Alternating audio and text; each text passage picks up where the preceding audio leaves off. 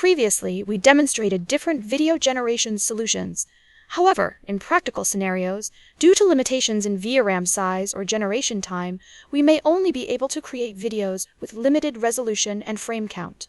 Now, let's discuss several commonly used methods to optimize the final video output and see how we can achieve high-definition, long-duration videos. Let's start with video upscaling. Similar to image upscaling, we can use image upscaling models or latent space image upscaling algorithms to upscale each frame of the video individually. However, this approach lacks temporal continuity between frames, which can result in noticeable flickering when the video is played back. Often, it's necessary to perform a secondary sampling using a video generation model with low denoising to repair these issues. There is a significant drawback to this method.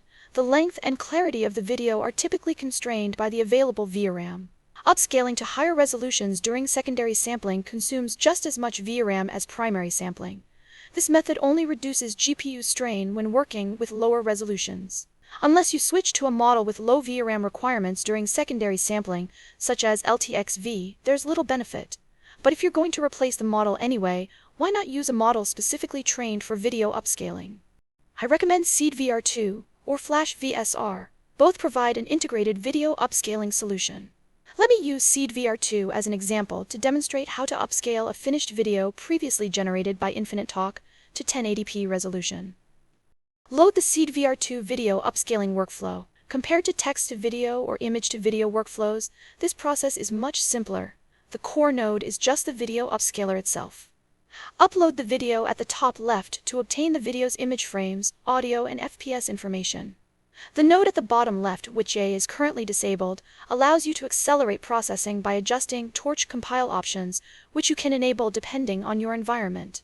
Next, there are two model loading nodes. One loads the SeedVR2 diffusion model, and the other loads the corresponding VAE. If the models aren't available locally, they'll be automatically downloaded from Hugging Face. SeedVR2 provides multiple quantized versions to suit different graphics cards. This time, I'm using the P08 format. The VAE model loading node also includes settings for enabling chunked encoding and decoding, which is especially friendly for users with limited VRAM. Within the video upscaling node, only a few parameters need your attention. The target resolution. Our input video is 512. We're aiming for 1080p, which is more than double the original size. Batch size. It's recommended to start at 33 and reduce it if you encounter ohm errors. If you find the upscaled video's continuity is affected, increase the temporal overlap. Note, however, that this will reduce processing speed. Other parameters can remain at their default values. The final part of the workflow uses native ComfyUI nodes to create and save the video. Click Run to upscale this 225 frames 9 seconds video to 1080p resolution. The entire process took 11 minutes. The results are impressive.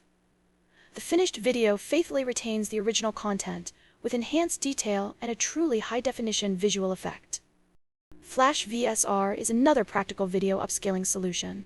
Its main advantages are speed and low VRAM requirements for longer videos. However, to fully leverage this model, you'll need to install a rather difficult-to-configure library. In comparison, SeedVR2 is much more user-friendly and stable in terms of results, a more accessible choice overall.